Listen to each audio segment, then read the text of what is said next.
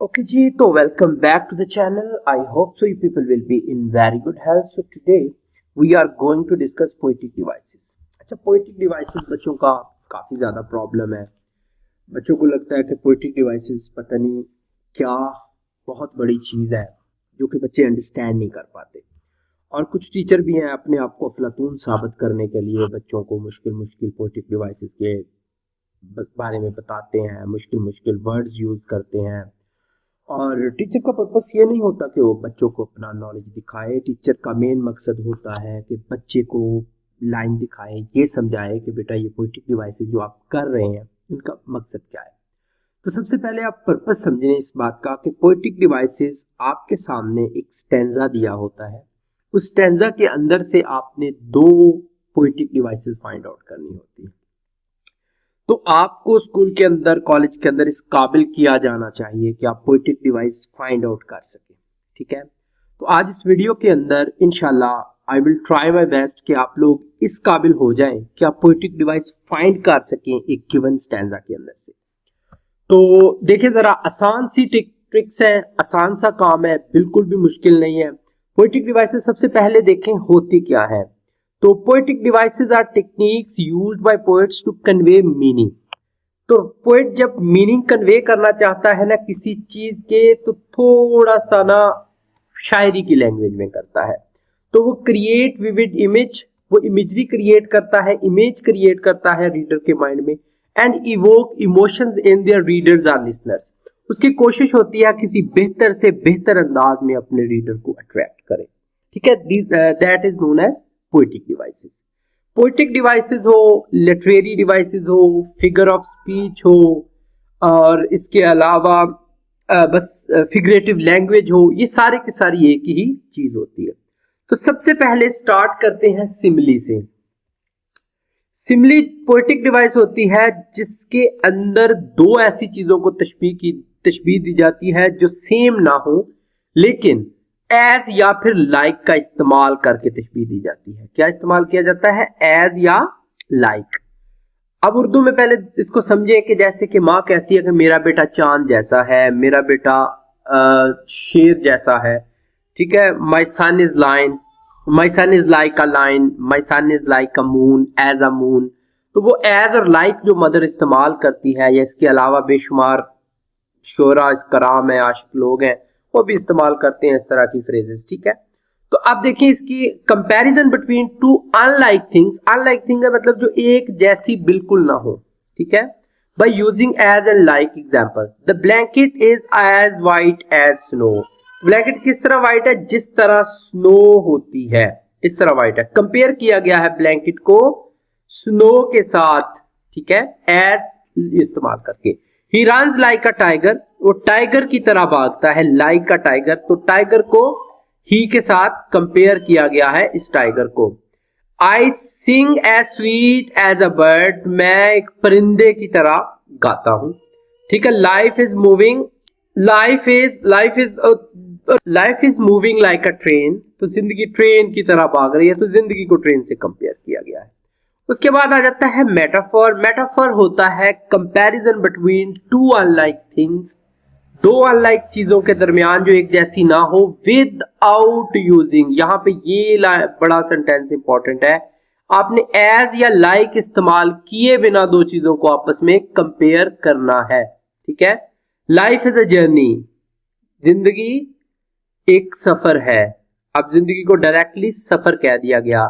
उर्दू में माम क्या कहती है? मेरा बेटा चांद है। पहले कह रही थी चांद जैसा है, अब कह रही है चांद है। All the world is stage, तो पूरी दुनिया को स्टेज कह दिया। द सिटी इज अ जंगल, शहर को जंगल कह दिया। टाइम इज अ वार, तो टाइम जो है, time is a river, time एक दरिया है। उसके बाद आ जाती है पर्सोनिफिकेशन। पर्सोनिफिकेशन होता है जब आप बेजान चीज को जानदार चीज की तरह ट्रीट करते हैं, स्पेशली इंसान की तरह ट्रीट करते हैं। ठीक है, उसको क्या बोलते हैं? पर्सोनिफिकेशन। जानदार चीज को, बेजान चीज को जानदार कहना, या इंसान के तरह की खुसूसियत दे देना। ठीक है, तो giving human like attributes. Attributes होता है qualities, features to the non living things, specially human being. Okay, the flowers are dancing and fluttering in the breeze. तो फ्लावर्स जो क्या कर रहे हैं, डांस कर रहे हैं। ये पॉसिबल है फूलों का डांस करना? No, it is not a possible thing. इसी तरह उर्दू में भी इस्तेमाल होती है ये पर्सोनिफिकेशन। एक शेर है जिसके अंदर शायर कहता है कि मेरे हमदम कहाँ हो तुम, सफर अब कितना बाकी है, मेरे पाँव के ये छाले मुझे आवारा कहते हैं। तो पाँव के छालों का आवारा कहना, दैट इज नॉट पॉसिबल। तो जब शायर ऐसी चीजें इस्तेमाल करता है तो इसको क्या बोलते हैं, personification. Wind whisper secrets in the years. तो विंड क्या करती है, सीक्रेट विस्पर करती है। तो क्या हवा सीक्रेट आपके कानों में बताती है? नहीं, पॉसिबल नहीं है। Moon is looking at us. क्या चांद तुम्हारी तरफ देख सकता है? No. The smile down on us, the smile down on us. The sun, actually यहां पे सन आना चाहिए था। The sun smile down on us, सूरज हम पे हंस रहा है। उसके बाद आ जाता है enjambment. Enjambment is a poetic device in which a poet continues the idea to the next line without using full stop. Writer जब without using full stop idea continue करता है तो उसको क्या बोलते हैं, इंजैम्बमेंट बोलते हैं। यानी लास्ट पे ये देखें कोई भी पंक्चुएशन मार्क इस जगह पे इस्तेमाल नहीं हुआ। इसी तरह पोएट्री में जब बगैर किसी पंक्चुएशन मार्क के राइटर अगली लाइन में जंप कर जाए तो इसको क्या बोलते हैं, इंजैम्बमेंट। जंप करने से है। फिर आ जाता है caesura. Caesura is pause within the line often marked with punctuation. जब इस तरह एक कॉमा लगा के लाइन को पॉज किया जाता है तो उसको क्या बोलते हैं, सिजोरा। एग्जाम्पल देखें, in the stillness of the night, comma लग गया, सिजोरा आ गया यहां पर। ये रिकॉग्नाइज करना देखें कितना इजी है पोएटिक डिवाइस। अब दो आपने ढूंढनी होती हैं, इतना इजी काम है, ठीक है। उसके बाद आ जाता है alliteration. Alliteration repetition of initial consonant sound. ये बात माइंड में बिठाएं कि ये कॉन्सोनेंट साउंड होता है। बच्चे वॉवल समझ लेते हैं, बच्चे किसी भी किस्म का साउंड समझ लेते हैं, तो they are consonant sound. Sally sells sea shells by the sea. तो यहां पे देखें एस साउंड जो है ना सारे सेंटेंसेस में रिपीट हो रहा है। इसके अलावा और भी अगर एक दो भी हो तो फिर भी ये क्या हो जाएगा, हमारे पास repetition of initial consonant sound हो जाएगा। After that imagery, vivid description of sight sound और फीलिंग। जब आप किसी साइट की डिस्क्रिप्शन आपको मिले किसी चीज के अंदर से, anything that you read and उसका इमेज आपके माइंड में बने, उसको क्या बोलते हैं, इमेजरी बोलते हैं। The golden sunset warmed my skin. The golden sunset, किस तरह की सनसेट है, गोल्डन सनसेट है। मैं ज्यादा वक्त नहीं आपका लेना चाहता इसलिए मैंने एक एक एग्जांपल डिस्कस किया। अगर ना किसी को समझ आए तो you can text me on the number given in the description, ठीक है। उसके बाद है symbolism. Symbolism is use of objects or colors representing abstract, okay, abstract चीजों को जो रिप्रेजेंट करता है। जैसे रोज symbolizes love, black color symbolizes protest. Anaphora is repetition of same word in the beginning. जैसे we shall fight, we shall fight, we shall fight. तो ये तीनों क्या है, ऊपर नीचे आ रहे हैं। हर लाइन के स्टार्ट में एक ही जैसा वर्ड आ रहा है, we rough the shall shall shall, fight fight fight. इसको क्या बोलते हैं, एनाफोरा। अगर इसी तरह के वर्ड यहां पर एंड पे रिपीट हो रहे हो, यानी कि जैसे वी शैल एंड पे रिपीट हो रहा है, इस तरह एंड पे यहां पर वर्ड कोई हो जो कंटिन्यूसली ऊपर से नीचे तक रिपीट हो रहा हो, एक या दो लाइन में रिपीट हो रहा, तो उसको एपीफोरा बोलते हैं।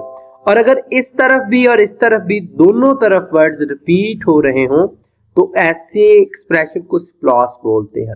लेकिन ये थोड़ा सा टेक्निकल चीज है, कम इस्तेमाल होता है। उसके बाद है यूफेमिज्म। यूफेमिज्म होता है use of indirect words instead of direct words. आप इनडायरेक्टली किसी को कुछ कहते हैं, जैसे कि आपने किसी के साथ किसी को बुरा भला कहना है तो आप उसको बुरा भला कहने के बजाय सिंपल अल्फाज में बात करते हैं। जैसे किसी को कहते हैं कोई मर गया तो आप क्या कहते हैं उर्दू में, अल्लाह को प्यारा हो गया। मर गया तो कहना अच्छी बात नहीं है ना। इसी तरह पास्ड अवे इंग्लिश में कहा जाता है, डाई नहीं कहा जाता। डाउन साइजिंग, जब एम्प्लॉय को निकाला जाता है तो कहा जाता है कि हम कंपनी को डाउन साइज कर रहे हैं इसलिए तुम्हें निकाल रहे हैं, ये नहीं कह रहे कि तुम्हें फायर करना है। उसके बाद repetition is itself poetic device, repetition of same word और फ्रेज और सेंटेंस, ठीक है। अगर एक वर्ड एक लाइन बार बार रिपीट हो रहा हो तो उसको रेपिटेशन बोलते हैं। After that oxymoron, combination of contradictory, जब दो ऑपोजिट वर्ड एक जगह पर इस्तेमाल हो। अच्छा, इसका एक और भी होता है एंटीथीसिस। एंटीथीसिस दो ऑपोजिट वर्ड सेंटेंस में कहीं पे भी इस्तेमाल हो, उसको एंटीथीसिस बोलते हैं। जैसे डार्क डे है ना, ठीक है, डार्क डे, अब दो वर्ड है इकट्ठे मिलकर एक वर्ड बना रहे हैं, एक फ्रेज बना रहे हैं। ओपन सीक्रेट, ये सेंटेंस में यूज हो सकता है। I don't like dark days, okay, open secret, I am going to tell you open secret, अब इकट्ठा ये इस्तेमाल हुआ है। Bitter sweet, okay, happy sad, friendly enemy, serious joke. अब जोक कैसे सीरियस हो सकता है? तो ये सारे के सारे ऑक्सीमोरॉन होते हैं। एंटीथेसिस इस तरह होता है कि जैसे कि कोल्ड एंड हॉट का वर्ड सेंटेंस में अगर यूज करूं, there is cold outside but hot inside, okay, और माय इनर इज बर्निंग। तो इसमें बर्निंग जो है वो कोल्ड का ऑपोजिट है, लेकिन ये इसको एंटीथेसिस बोलते हैं। नेक्स्ट है apostrophe. Apostrophe addressing an absent person, यानी राइटर समटाइम आवाज दे रहा होता है किसी को, जैसे फर्स्ट ईयर की बुक में O wind blowing all day long, तो यहाँ पे राइटर उसको आवाज दे रहा है। इसके बाद हाइपरबोल। हाइपरबोल होता है एग्जैजरेशन फॉर एम्फसिस, बढ़ा चढ़ा के किसी बात को बताना। जैसे वालदा बच्चों को कहती है कि 1000 दफा तुम्हें ये बोला, करोड़ों दफा तुम्हें कह चुके हैं ये काम करो। टीचर कहता है 100 दफा तुम लोगों को मैं एक ही बात समझा चुका हूं। तो ये क्या होता है? एग्जैजरेशन, हाइपरबोल है। तो 1000 I saw at a glass, तो विलियम वर्ड्सवर्थ कहता है मैंने हजारों फूल देखे। इसी तरह 10,000 आई सॉ, ठीक है। अब आगे कुछ यहाँ पे प्रैक्टिस है इससे related, poetic devices find out करने से रिलेटेड, ठीक है। ये स्टैंजा मैंने दिया हुआ है, फर्स्ट ईयर से लिया है, या आपने प्रैक्टिस इसकी करनी है, ठीक है। यहाँ से देख ले, और भी practice if you required you can ask me. अपना रखिएगा बहुत सा ख्याल। तो इंशाल्लाह नेक्स्ट वीडियो हम पैराफ्रेजिंग से रिलेटेड बनाएंगे कि पैराफ्रेज किसी स्टैंजा की कैसे करते हैं।